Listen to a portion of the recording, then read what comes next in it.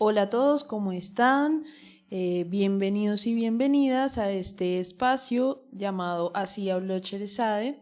Esta es nuestra segunda sesión y en esta ocasión, en este espacio de lectura en voz alta, vamos a tener a Sal leyéndonos La inteligencia de las flores. Así que bienvenido, Sal.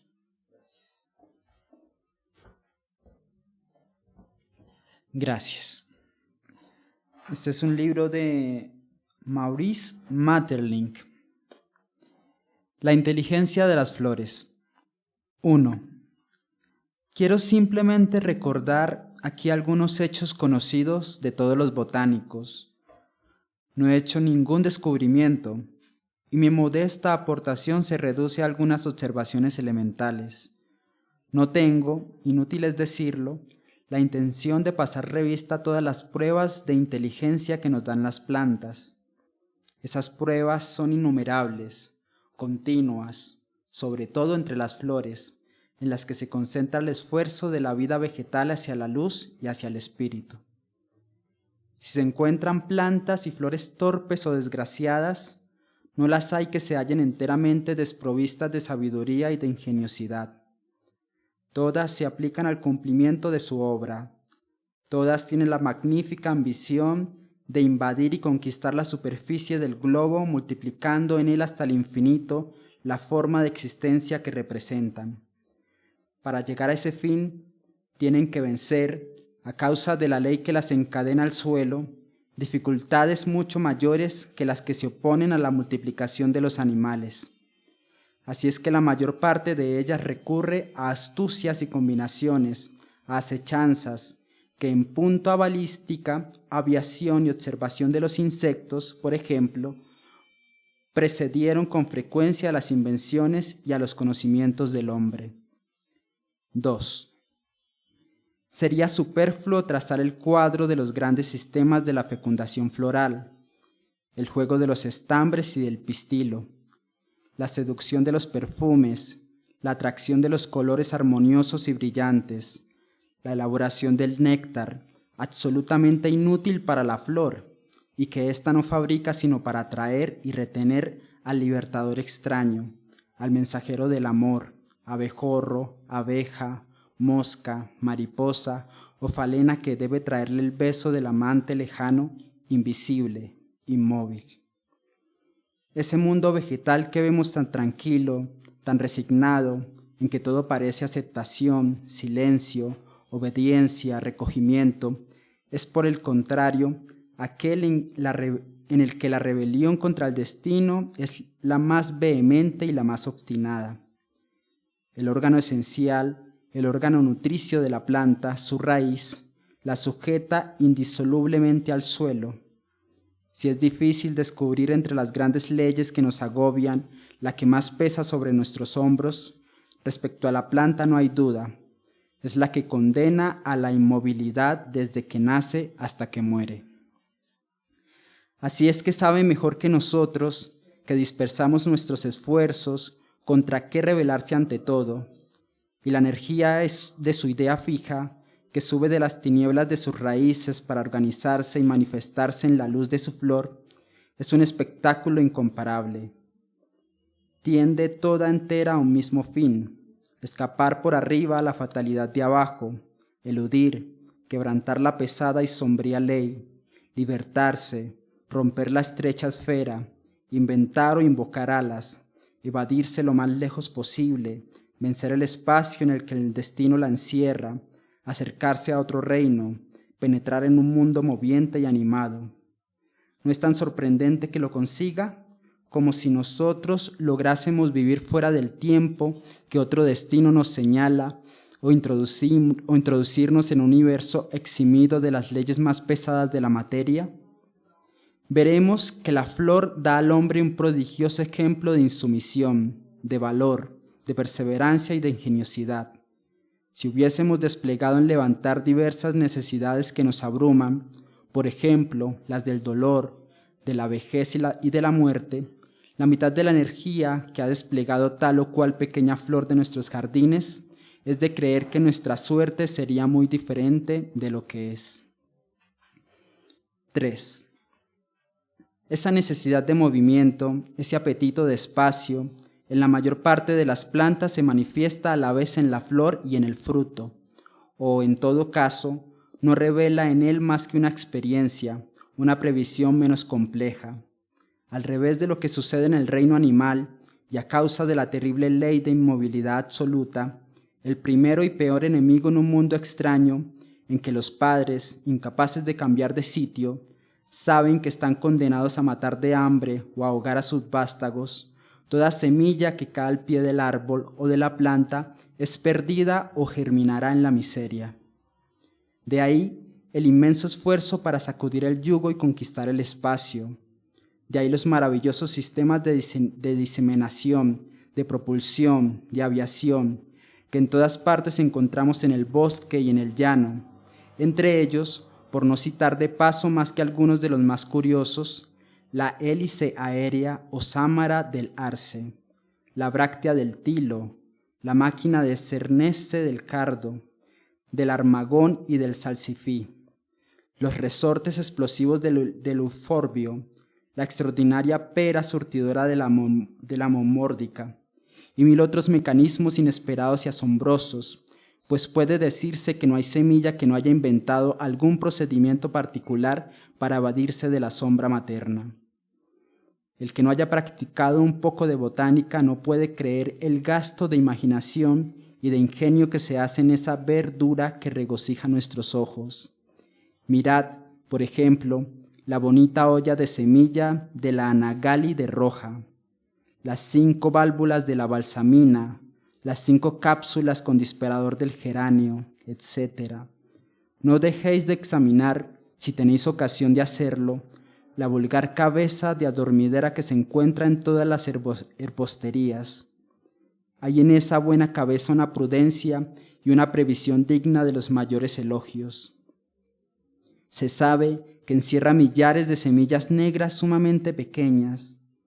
Trátase de diseminar esa semilla lo más hábilmente y lo más lejos posible. Si la cápsula que la contiene se agrietase, cayese o se abriese por debajo, el precioso polvo negro no formaría más que un montón inútil al pie del tallo, pero no puede salir sino por las aberturas practicadas encima de la cáscara. Esta, una vez madura, se inclina sobre su pedúnculo, inciensa al menor soplo de aire y siembra, literalmente, con el gesto mismo del sembrador, la semilla en el espacio. Hablaré de las semillas que prevén su diseminación por los pájaros y que para tentarlos se acurrucan como el muérdago, el enebro, el cerval, etc., en el fondo de un envoltorio azucarado. Hay tal razonamiento, tal inteligencia de las causas finales, que no se atreve uno a insistir por temor de renovar los cándidos errores de Bernardino de Saint-Pierre. Sin embargo, los hechos no se explican de otra manera. El envoltorio azucarado es tan inútil para la semilla como el néctar que atrae a las abejas. Lo es para la flor. El pájaro se come el fruto porque es dulce y se traga al mismo tiempo la semilla que es indigestible. El pájaro vuela y devuelve poco después, tal como la recibió, la semilla desembarazada de su vaina y dispuesta a germinar lejos de los peligros del lugar natal. 4. Pero volvamos a las combinaciones más sencillas. Coged al borde del camino una brizna de cualquier mata de hierba y sorprenderéis en su trabajo a una pequeña inteligencia independiente, incansable, imprevista. He aquí 2 pobres plantas trepadoras que habéis encontrado 1000 veces en vuestros paseos, porque se las encuentra en todas partes y hasta en los rincones más ingratos en que se ha extraviado una mota de humus. Son 2 variedades de alfalfas, medícago, silvestres, 2 malas hierbas en el sentido más modesto de la palabra. La una tiene una flor rojiza, la otra una borlita amarilla del grueso de un guisante. Al verlas escurrirse con disimulo por entre el césped y las orgullosas gramíneas, nadie sospecharía que mucho antes de que el ilustre geómetra o físico de Siracusa descubrieron y trataron de aplicar, no a la elevación de los líquidos, sino a la aviación, las asombrosas propiedades del tornillo de Arquímedes.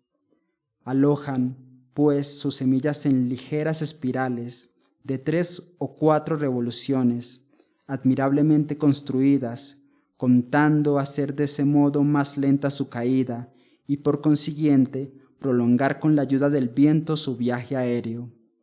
Una de ellas, la amarilla, hasta ha perfeccionado el aparato de la roja, guarneciendo los bordes de la espiral de una doble hilera de puntas, con la intención evidente de engancharla al paso ya a la ropa de los transeúntes, ya a la lana de los animales. Claro es que espera unir las ventajas de la eriofilia, es decir, de la diseminación de las semillas por medio de los carneros, cabras, conejos, etc., a las de la anemofilia o diseminación por medio del viento. Lo más sensible en todo este gran esfuerzo es que es inútil. Las pobres alfalfas rojas y amarillas se equivocaron. Sus notables tornillos no les sirven para nada. No podrían funcionar sino cayendo de cierta altura, de la cima de un árbol o de una alta gramínea, pero construidas al nivel de una hierba. Apenas han dado un cuarto de vuelta cuando ya tocan el suelo. Tenemos aquí un curioso ejemplo de los errores, de los tanteos, de las experiencias y de los pequeños desengaños bastante frecuentes de la naturaleza, porque es preciso no haberla estudiado mucho para afirmar que la naturaleza no se equivoca nunca. Observemos de paso que otras variedades de alfalfas, sin hablar del trébol, otra leguminosa mariposada que casi se confunde con aquella que nos ocupamos aquí, no han adoptado esos aparatos de aviación, se atienen al método primitivo de la vaina. En una de ellas, la Medicago aurantiaca, se observa claramente la transición de la vaina torcida a la hélice. Otra variedad, la Medicago escutelata, redondea esa hélice en forma de bola. Parece, pues, que asistimos al apasionante espectáculo de una familia que aún no ha fijado su destino y busca la mejor manera de asegurar el porvenir. Debió ser el curso de esa indagación cuando la alfalfa amarilla, desengañada de la espiral, le añadió las puntas, diciendo, no sin razón, que puesto que su follaje atrae a las ovejas, es inevitable y justo que éstas asuman el cuidado de su descendencia. Y no es merced a ese nuevo esfuerzo y a esa buena idea, como entre los vegetales, como la alfalfa de flores amarillas se halla infinitamente más diseminada que su robusta prima de flores rojas. Quinto, no es solamente en la semilla o en la flor, sino en la planta entera, tallo, hojas, raíces, donde se descubre, si quiere uno inclinarse un instante sobre su humilde trabajo, numerosas huellas de una inteligencia perspicaz. Recordad los magníficos esfuerzos hacia la luz de las ramas contrariadas o la ingeniosa y valiente lucha de los árboles en peligro. Yo no olvidaré nunca el admirable ejemplo de heroísmo que me daba el otro día en Provenza, en las agrestes y deliciosas gargantas del lobo, embalsamadas de violetas, un enorme laurel centenario. Se veía fácilmente en su tronco atormentado y, por decirlo así, convulsivo, todo el drama de su vida tenaz y difícil. Un pájaro o el viento, dueños de los destinos, habían llevado la semilla al flanco de una roca que caía perpendicularmente como una cortina de hierro, y el árbol había nacido allí, a 200 metros sobre el torrente, inaccesible y solitario, entre las piedras ardientes y estériles. Desde las primeras horas había enviado las ciegas raíces a la larga y penosa busca del agua precaria y del humus. Pero eso no era más que el cuidado hereditario de una especie que conoce la aridez del mediodía.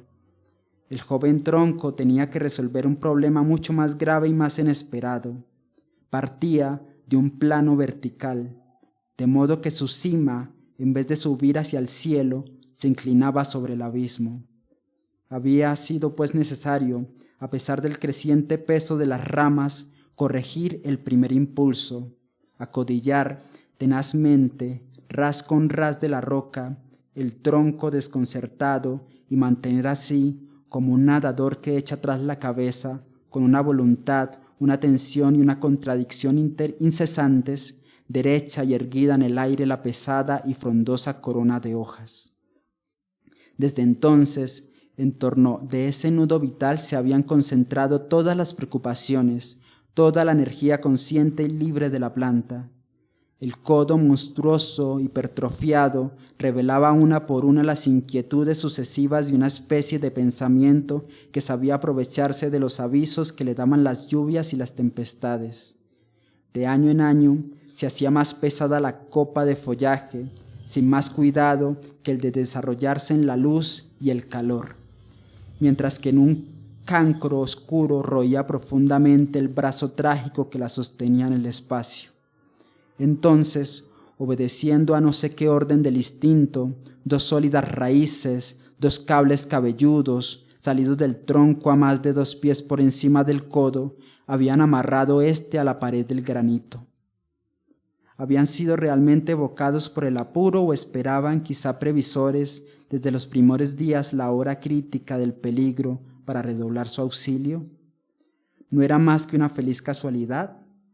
¿Qué ojo humano asistirá jamás a esos dramas mudos y demasiado largos para nuestra pequeña vida?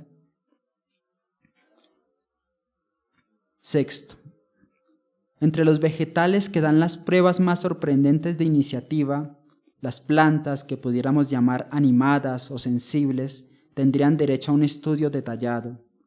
Me contentaré con recordar los espantos de la sensitiva, la mimosa púdica que todos conocemos. Otras hierbas de movimientos espontáneos son más ignoradas, principalmente las edizáceas, que entre las cuales la Erizarum gyrans o esparcilla oscilante se agita de una manera sorprendente. Esta pequeña leguminosa, oriunda de Bengala, pero con frecuencia cultivada en nuestros invernáculos, ejecuta una especie de danza perpetua y complicada en honor de la luz. Sus hojas se dividen en 3 foliolos, uno ancho y terminal y 2 estrechos y plantados en el nacimiento del primero. Cada uno de estos foliolos están animados de un movimiento propio y diferente. Vive en una agitación rítmica, casi cronométrica e incesante. Son tan sensibles a la claridad que su danza se hace más lenta o se acelera según que las nubes velan o descubren el pedazo de cielo que ellos contemplan. Son, como se ve, verdaderos fotómetros y mucho antes de la invención de Crooke, osteoscopios naturales. 7.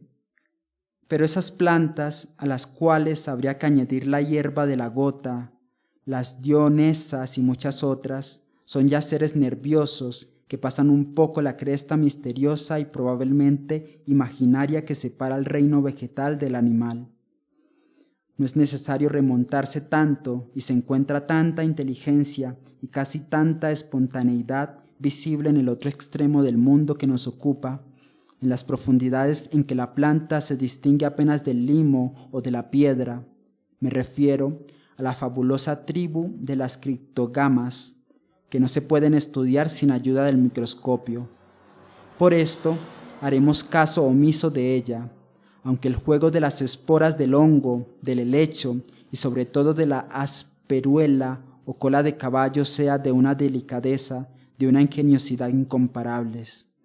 Pero entre las plantas acuáticas que habitan en limos y fangos originales se operan menos secretas maravillosas. Como la fecundación de sus flores no puede hacerse debajo del agua, cada una de ellas ha imaginado un sistema diferente para que el polen pueda diseminarse en seco. Así es que las zosteras, es decir, el vulgar varese con que se hacen los colchones, encierran cuidadosamente su flor en una verdadera campana de buzo.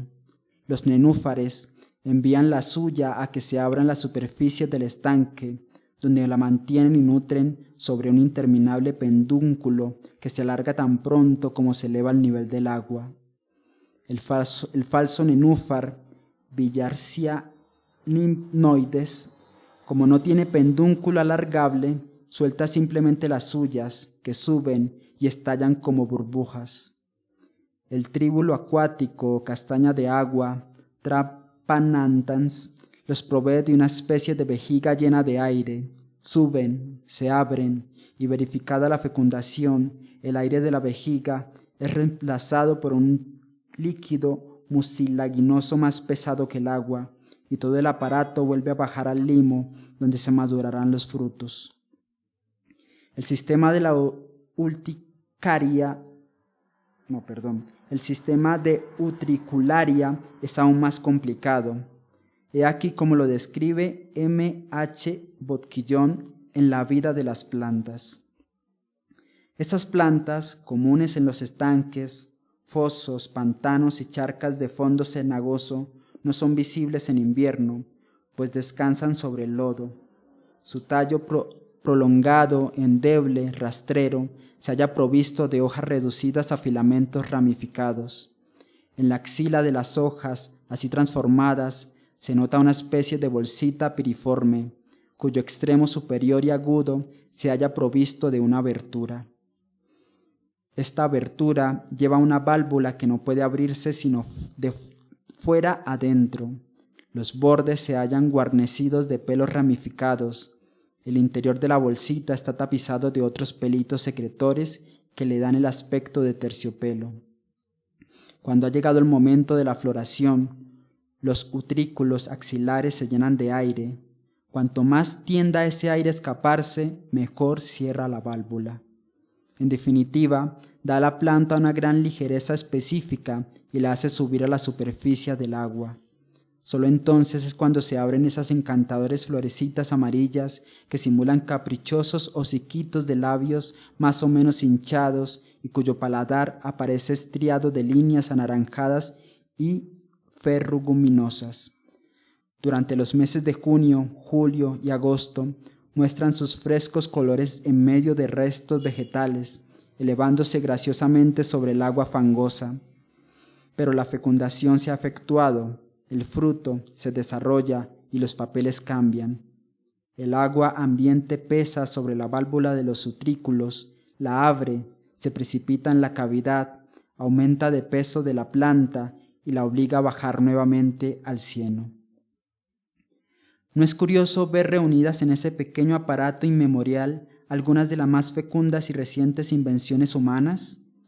El juego de las válvulas o de los sopapos, la presión de los líquidos y el aire, el principio de Arquímedes estudiado y utilizado, como lo hace observar el autor que acabamos de citar.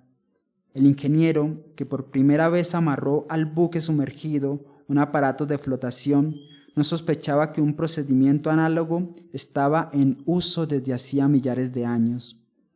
En un mundo que creemos inconsciente y desprovisto de inteligencia, nos imaginamos desde luego que la menor de nuestras ideas crea combinaciones y relaciones nuevas. Examinando las cosas desde más cerca, parece infinitamente probable que nos es imposible crear nada. Venidos los últimos sobre la tierra, encontramos simplemente lo que siempre ha existido y repetimos como niños maravillados la ruta que la vida había hecho antes de nosotros. Y es muy natural y reconfortante que así sea, pero volveremos sobre ese punto. 8. No podemos dejar las plantas acuáticas sin recordar brevemente la vida de las más románticas de ellas, la legendaria Vallisneria, una hidrocarídea cuyas bodas forman el episodio más trágico de la historia amorosa de las flores. La Vallisneria es una hierba bastante insignificante que no tiene nada de la gracia extraña del nenúfar o de ciertas cabelleras submarinas, pero diríase que la naturaleza se ha complacido en poner en ella una hermosa idea. Toda la existencia de la pequeña planta transcurre en el fondo del agua, en una especie de semisueño, hasta la hora nupcial en que la aspira a una vida nueva. Entonces la flor hembra desarrolla lentamente la larga espiral de su pedúnculo, sube, emerge, domina y se abre en la superficie del estanque. De un tronco vecino, las flores masculinas que las vislumbran a través del agua iluminada por el sol, se elevan a su vez, llenas de esperanza, hacia la que se balancea, las espera y las llama en un mundo mágico. Pero a medio camino se sienten bruscamente retenidas. Su tallo, manantial de su vida, es demasiado corto. No alcanzarán jamás la mansión de luz, la única en que pueda realizarse la unión de los estambres y del pístilo. ¿Hay en la naturaleza una inadvertencia o prueba más cruel?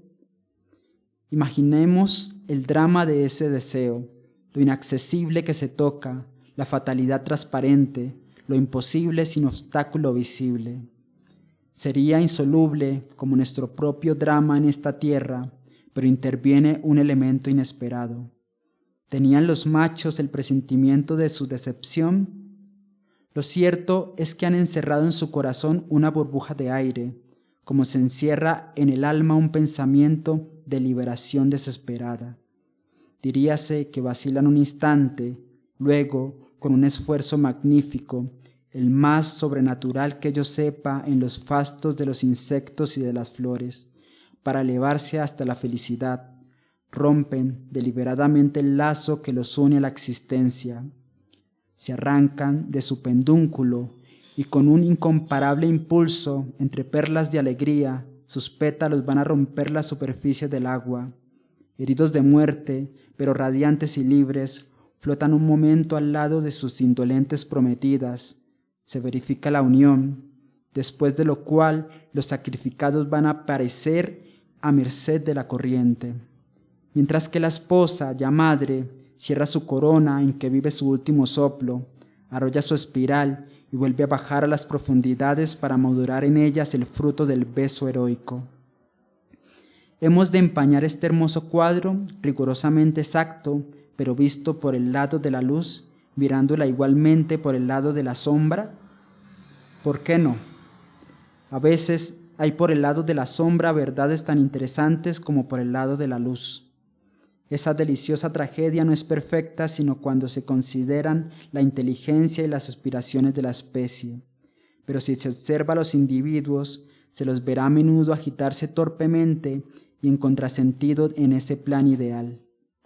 Ora las flores masculinas subirán a la superficie cuando todavía no hay flores pistiladas en la vecindad.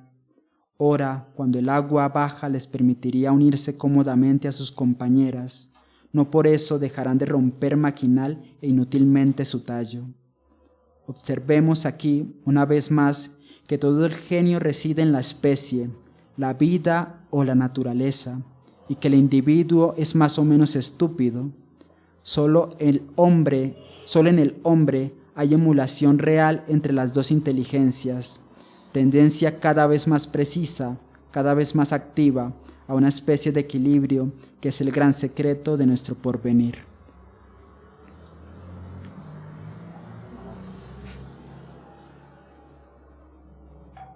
¿Cuánto vamos? Listo, leo 2 y ya. 9. Las plantas parásitas nos ofrecerían igualmente singulares y maliciosos espectáculos, como esa asombrosa gran cuscuta vulgarmente llamada tiña o barba de capuchino.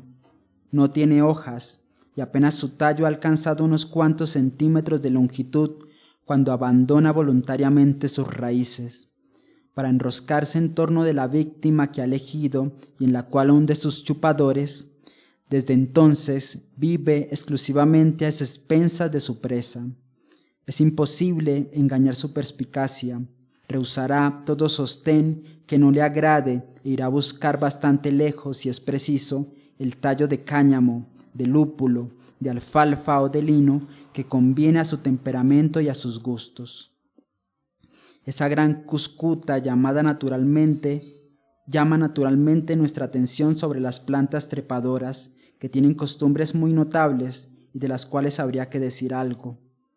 Todo el que ha vivido un poco en el campo ha tenido a menudo la ocasión de admirar el instinto, la especie de visión que dirige los zarcillos de la viña loca o de la volúbiles hacia el mango de un rastrillo o de una azada arrimando a una pared. cambia de sitio el rastrillo, y al día siguiente el zarcillo se habrá vuelto completamente y lo habrá encontrado de nuevo. Schopenhauer, en su tratado Über der Wille in der Natur, en el capítulo consagrado a la fisiología de las plantas, resume sobre ese punto y sobre otros varios una multitud de observaciones y de experiencias que se sería demasiado largo referir aquí. Remito, pues, al lector a dicha obra, donde encontrará la indicación de numerosas fuentes y referencias. Tengo necesidad de añadir que de 50 o 60 años a esta parte, esas fuentes se han multiplicado de una manera asombrosa y que, por lo demás, la materia es casi inagotable. Entre tantas invenciones, astucias y precauciones diversas, citemos además, a título de ejemplos, la prudencia de la Iosserides radiante, Iosceris radiata, pequeña planta de flores amarillas, bastante parecida al armagón y que se encuentra a menudo en los viejos muros de la Riviera, a fin de asegurar a la vez la diseminación y la estabilidad de su raza, lleva al mismo tiempo dos especies de semillas.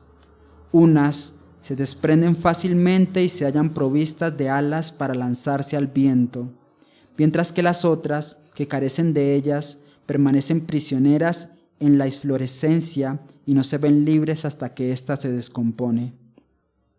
El caso de la lampurda espinosa, Santium spinosum, demuestra hasta qué punto están bien concebidos y surten efecto ciertos sistemas de diseminación. Esa lampurda es una mala hierba erizada de puntas bárbaras. No hace mucho tiempo era desconocida en Europa occidental y naturalmente a nadie se le había ocurrido aclimatarla. Desde sus conquistas a los garfios que adornan las cápsulas de sus frutos y que se enganchan a la lana de los animales. Originaria de Rusia, nos ha llegado en los fardos de lana importados del fondo de las estepas de la Moscovia y se podrían seguir sobre el mapa las etapas de esa gran emigrante que se anexionó en un nuevo mundo. La silena de Italia, Silena itálica, florecita blanca y cándida que se encuentra debajo de los olivos, ha hecho trabajar su pensamiento en otra dirección. En apariencia muy tímida, muy susceptible para evitar la visita de los insectos incómodos y faltos de delicadeza, guarnece sus tallos de pelos glandulosos por los cuales resuma un licor viscoso y en el que se pegan también los parásitos que los campesinos del mediodía utilizan la planta como papamoscas en sus casas. Ciertas especies de silenas han simplificado el sistema. Como a quien más le temen es a la hormiga, les ha parecido que bastaba para cortarles el paso disponer debajo del nudo de cada tallo un ancho nudo viscoso. Es exactamente lo que hacen los hortelanos cuando trazan en torno del tronco, a fin de detener la ascensión de las orugas, un anillo de brea. Esto nos conducirá a estudiar los medios de defensa de las plantas. M. Henry Coupin, en un excelente libro de vulgarización, Las plantas originales, al que remito al lector que desee más amplios detalles, examina algunas de esas armas curiosas. Hay, desde luego, la apasionante cuestión de las espinas, sobre las cuales un alumno de la Sorbona, M. Letellier, ha hecho curiosísimas experiencias que prueban que la sombra y la humedad tienden a suprimir las partes punzantes de los vegetales.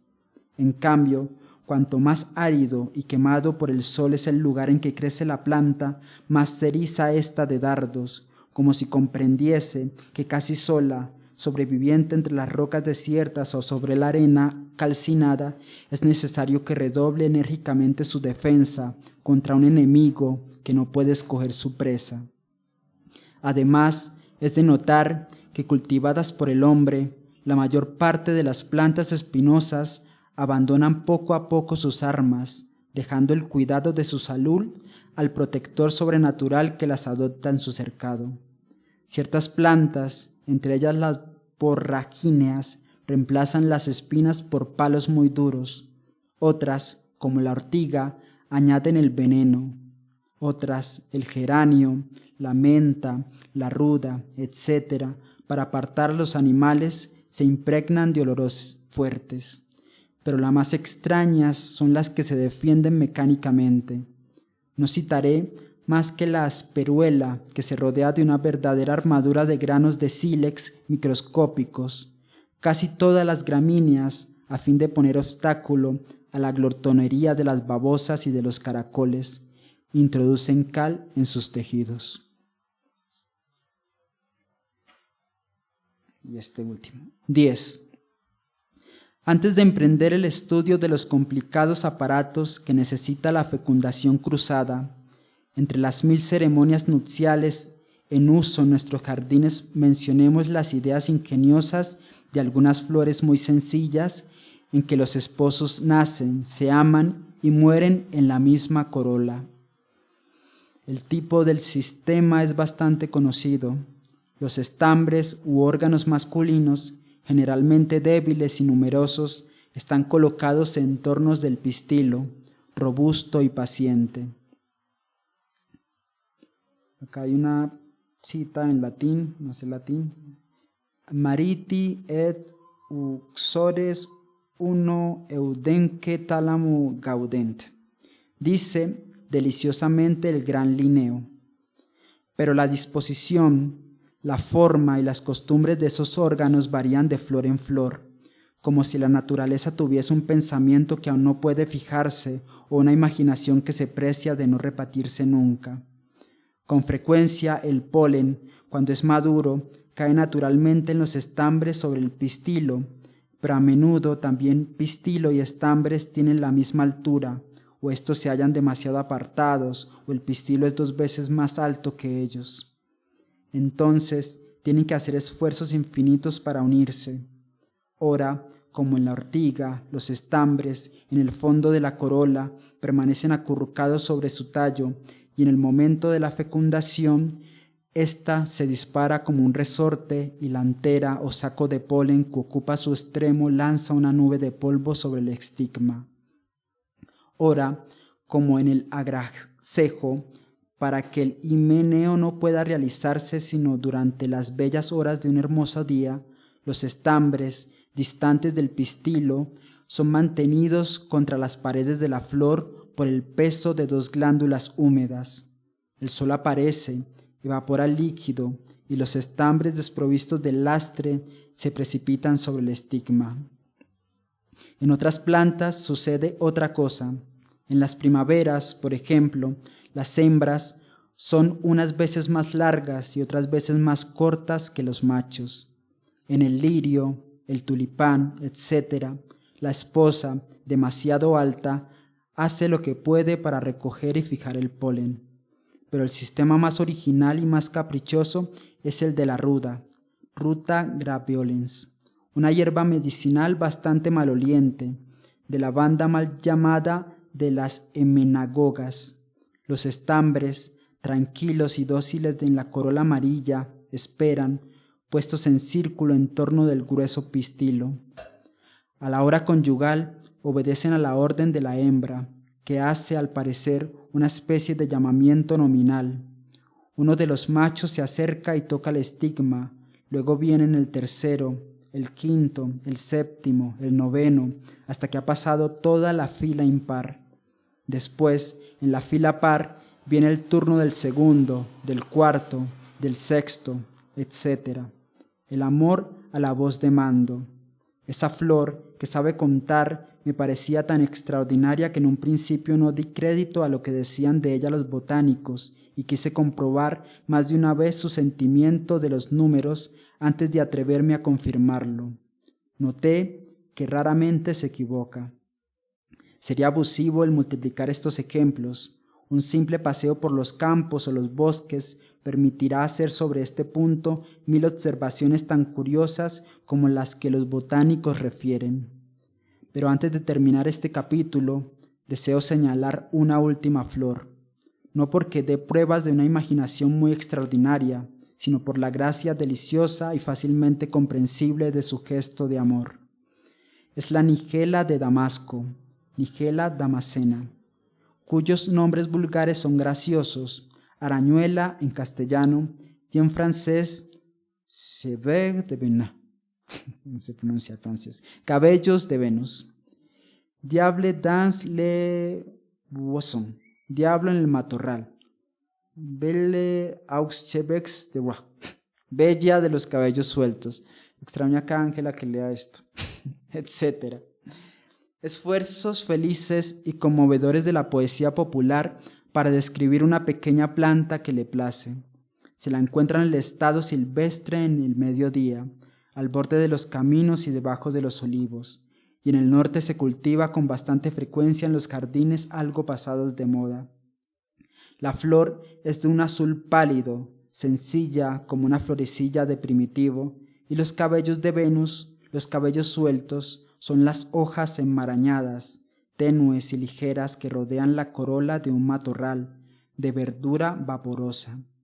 En el nacimiento de la flor, los 5 pistilos sumamente largos se hallan extremamente agrupados en el centro de la corona azul, como 5 reinas vestidas de verde, altivas, inaccesibles. En torno de ellas se agolpa sin esperanza la innumerable multitud de sus amantes, los estambres que no les llegan a las rodillas. Entonces, en el seno de ese palacio de turquesas y de zafiros, en la dicha de los días estivales, empieza el terrible drama, sin palabras y sin desenlace, de la espera impotente, inútil e inmóvil.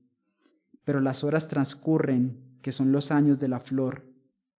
El brillo de ésta se empaña, los pétalos empiezan a desprenderse, y el orgullo de las grandes reinas, bajo el peso de la vida, parece replegarse. En un momento dado, como si obedecieran a la consigna secreta e irresistible del amor, que considera la prueba suficiente, con un motivo concertado y simétrico, comparable a las armoniosas parábolas de un quíntuple surtidor de agua que vuelve a caer en la taza. Todas se inclinan a la vez y recogen graciosamente de labios de sus humildes amantes el polvo de oro de beso nupcial.